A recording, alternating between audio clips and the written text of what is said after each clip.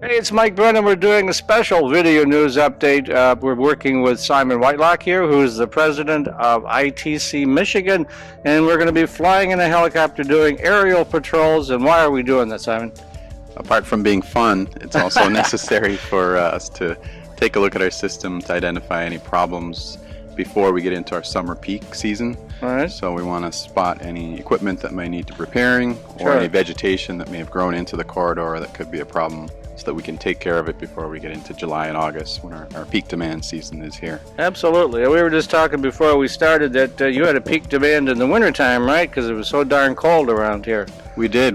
That polar vortex was definitely a peak for us, and as well as last fall in September we had a record demand, which we've never seen before. Really? I didn't know that. Last September, really hot days, and so the weather is definitely changing in terms of what we're seeing on our system, and we need to be prepared for that weather. And we've seen a lot more what I call extreme weather events over the last few years, so we're really taking that into consideration as we do our maintenance and preventative activities. And so you do this, what, region by region, and right now you're doing, what, Southeast Michigan, essentially? That's right. Yeah, we spend a few weeks doing this, making sure that we cover the entire footprint. And I will say, we'd like to take a more proactive approach to maintenance. Right. We've definitely swung the pendulum back towards preventive maintenance over the last 15 years. We're probably about 80% preventive, 20% reactive, as opposed to what we were 15 years ago. So it makes a much more easier approach. It's safer, it's cheaper, it results in more reliability, and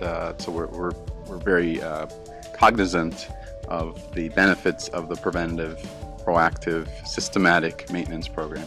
And people might not be familiar because you're the quiet company, ITC. You actually are the pipeline between the power plants and the distributors, which would be DTE and Detroit Edison and whatnot. So how many thousands of miles of lines do you guys have?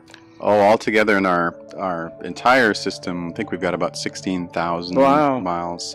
So yeah, our system spans north, south, east, west, across the lower peninsula here in Michigan. So we have a significant amount of lines to make sure that we maintain. So when people see those big, tall towers, that's probably you, right? Yes, probably us here in Michigan, which is great.